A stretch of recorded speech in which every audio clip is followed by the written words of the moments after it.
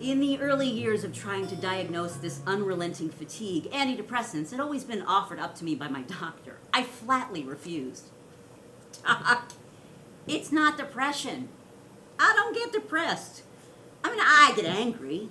I get sad. I sometimes get pretty damn devastated at the state of the world, but I don't get depressed.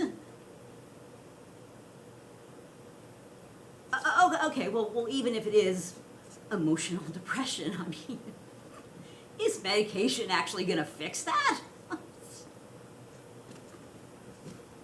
No. As depression, I can answer that for you, Janice. No. Medication is for physical depression. It's for something in your body that isn't working. It's not for this. It doesn't alter reality. It can't fix a broken world. It can do nothing to change the fact that we have been sentenced to life in this bleak, soul-sucking hell. I, depression, am here because things inside you are working correctly. You're feeling the way you should feel, given this sorry world and your pathetic life. You call yourself a truth teller, Janice. You want some truth? I'll drop some truth on you. You pop a bunch of pills, you'll lose your pain.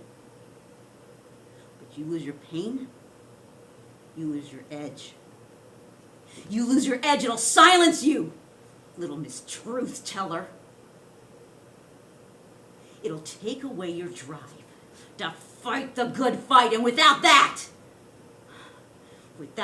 little Miss Do-Gooder, who would you even be?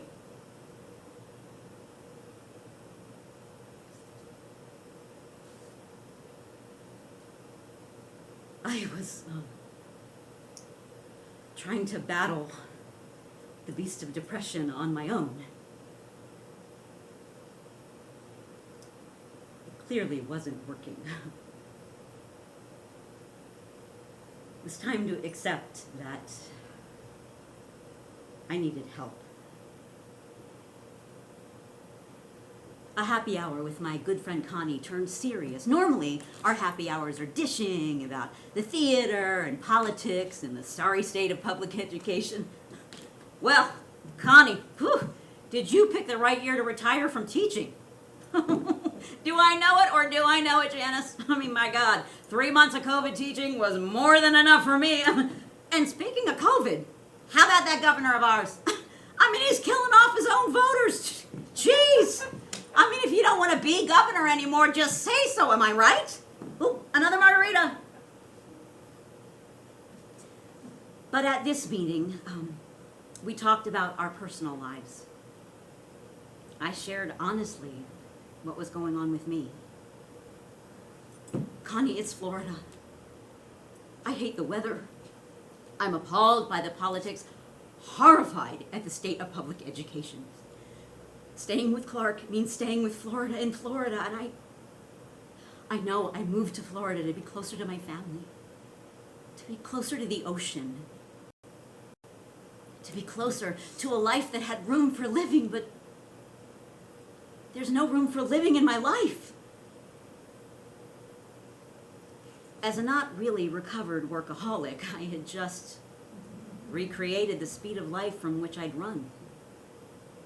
Wherever you go, there you are. At the end of this not-so-happy happy hour, I didn't get Connie's normal, cheerful, sassy goodbye. Instead, Janice, here's the number of that therapist. Call her. Please. Promise me you will. It's just too sad watching my good friend wither away. I promise, Connie.